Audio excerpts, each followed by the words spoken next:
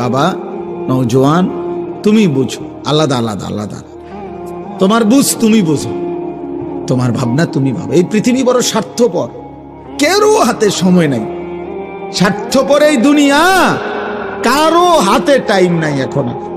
সবাই ব্যস্ত, উপার্জনের নেশায় সবাই পাগল, সবার লাখ লাখ টাকা দাও, লাখ লাখ টাকা দাও। আগে 2 বেলা ভাত খাইলে সারছে, 4 বেলা হয় না।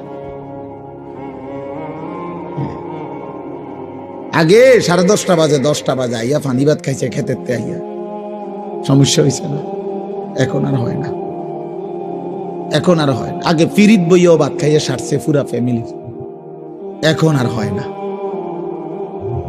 চাহিদা বেড়ে গেছে, প্রয়োজন বেড়ে গেছে, সবাই ব্যস্ত, পারে না দুনিয়া কামড়াইয়া সিরা খাইয়া ফেলত, খাইয়া ফেলত। সবাই আজকে নিজেকে নিয়ে ব্যস্ত, আত্মপূজা, নিজের পূজা। এ কিশোর যুবক ছেলেরা, কে মা, কে বাবা, কে আল্লাহ, কে নবী, কি ধর্ম, কি ইসলাম, কিচ্ছুর খবর নেই। এ নিজে নিজে মোবাইল দেখে, নিজে নিজে চুল বদলায়, নিজে নিজে জামা বদলায়, নিজে নিজে নাচে গায়, ফুর্তি করে, মজা করে, লাথি দেয়, দৌড় মারে, মোটরসাইকেল চালায়, বন্ধুদের সাথে আড্ডা দেয়।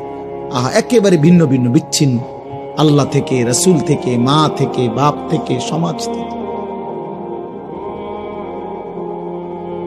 বাবাও ব্যস্ত, ফজরের আগে ভোরে ফুতে ঘুমে থাকতে থাকতে এবড়া গেছে গা, রাত যে সময় হেবড়া আইসে ওই সময় ফুতে ঘুমায়। একবারও জিজ্ঞাসাও করে না আমার ছেলে নামাজ পড়ছেনি, আল্লাহ চেনেনি, আখিরাত চেনেনি, কোরআন পড়েনি, ফজরের নামাজ তারে তো কোনোদিন দেখলাম না পড়তে। একবারও ভাবে না, জিজ্ঞাসাও না, এই নিয়ে কোনো টাইম। ওটা ব্যস্ত, ওটা ব্যস্ত, ওটা 3 তলা বিল্ডিং এর কাম চলে। হ্যাঁ, বুঝেন না? এদের জমি দলিল করবো সামনের সোমবারে, টেহার মিল করতে পারছে না এখন।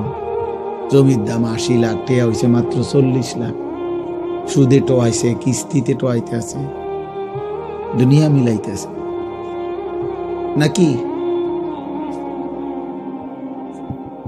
হ্যাঁ, মনে করেন আগামী 10 তারিখ ফুতের বিদেশের ফ্লাইট, টেয়া দিত 12 লাখ, টেয়ার মিল নাই, কিস্তি নিয়ে আনিছে, সুদ নিয়ে আনিছে, 6 লাখ টাকা জমি বেচছে, 6 লাখ টাকা সুদে নিছে, 12 লাখ টাকা। এরপরে হুজুরে বলছে আল্লাহর রহমতে, আমাকে দোয়ায় হুজুর আল্লাহর রহমতে টেহারি মিলাইছে। আরে হারামখোর, আল্লাহর রহমতে মিলাইছো, সুদে না মিলাইছো টেহা।